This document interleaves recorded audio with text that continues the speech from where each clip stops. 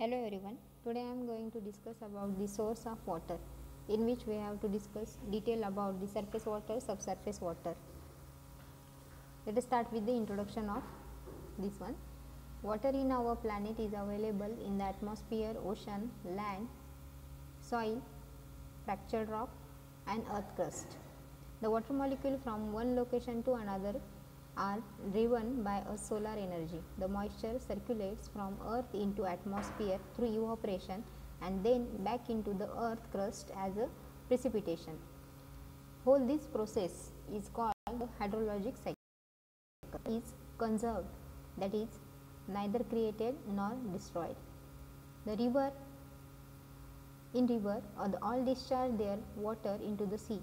They lead from sea to sea. The cloud raise then the sky as vapor and release them into the form of rain.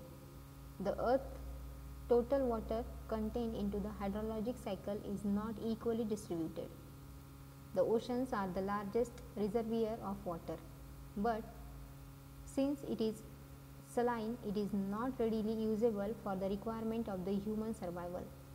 The fresh water content is just a fraction of total water available. Water is in a constant circulation.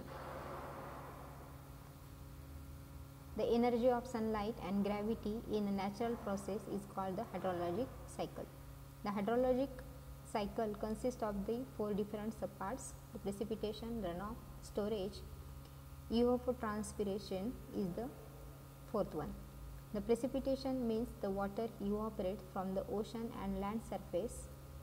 It held temporarily as a vapor in the atmosphere and then again fall back on the earth crust is the precipitation.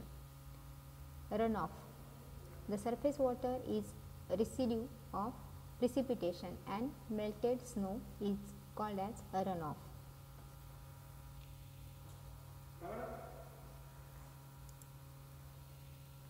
Where the average rate of precipitation exceeds the rate at which the runoff seeps into the soil, evaporates or is absorbed by vegetation. Bodies of surface water such as streams, rivers, lakes, ponds and others. The water that filters Earth's surface becomes groundwater, slowly seeping downwards, means slowly percolate into the extensive layers of porous soil and rocks called the aquifer. Under the pull of gravity, the groundwater flows slowly and steadily through the aquifer. In low areas, it emerges in spring and streams. Both surface water and groundwater eventually return to the ocean, where the evaporation is the supply of atmospheric water vapors. The winds carry the moist air over a lands, precipitation occurs and hydrologic cycles continue. Here is the picture of that hydrologic cycle, where we can see the evaporation, water, then table area, then salt water instructions, then the ocean, then how the water flows or how the water that hydraulic cycles are carried out is in a picture. Then the next one is the surface water source. First one, the total land area that contribute the surface runoff to the lake is called a drainage basin or catchment area. The volume of water available for the municipal supply depends mostly on the amount of rainfall. It also depends on the size of the watershed, the slope of ground, then the type of soil and vegetation and the type of lands. These are the factors that are responsible for the municipal supply demand mostly by rainfall. Then the flow rate or the discharge of the river varies with time to time. The higher flow rate typically occurs in the spring and the lower flow rate occurs in the winter, though this is often not the case in area with a monsoon system. When the discharge of a river is not enough for a dependable supply of water, the conservation reservoir may be built. The flow of water is blocked by a dam, allowing an artificial lake to be formed.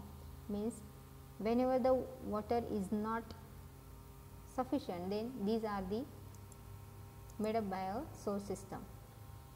The conservation reservoir store water from wet weather period for use during a time of drought and low stream flow. A water intake surface structure is built within the reservoir with inlet port and the walls at the several depths. Since the quality of water in a reservoir varies seasonally with depth, the multi-level intake allow water of best quality to be withdrawn. The multipurpose reservoir is designed to satisfy a combination of community water need. In addition to drinking water, the reservoir may also provide food, control, hydroelectric power and recreation.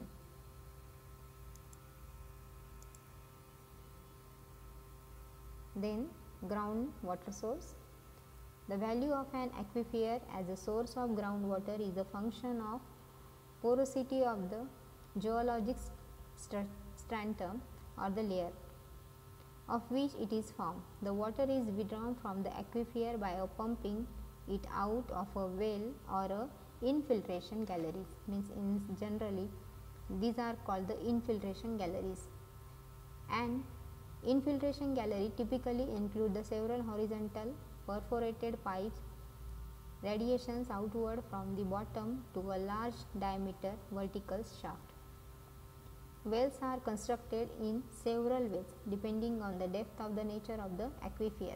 The wells used for the public water supply. Usually these are more than 30 meters, means the 100 feet depth, and that of 4 to 12 inches in diameter. Must penetrate the large aquifer that can provide the dependable yield of good quantity of water.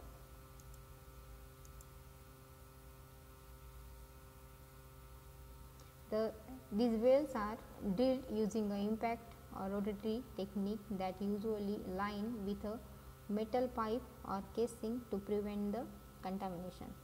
The annular space around the outside of the upper portion of the casing is filled with a cement ground, and a special sanitary seal is installed at the top of the provide further protection. At the bottom of the casing, the slotted screen is attached to strain, sleet and sand out of the groundwater. This is the structure of that well. The pump driven by a electric motor can be used to raise the water to the surface. Sometimes the depth well may penetrate a confined Eustachian aquifer, in which the case natural hydrostatic pressure can be raised the water to the surface. Means sometimes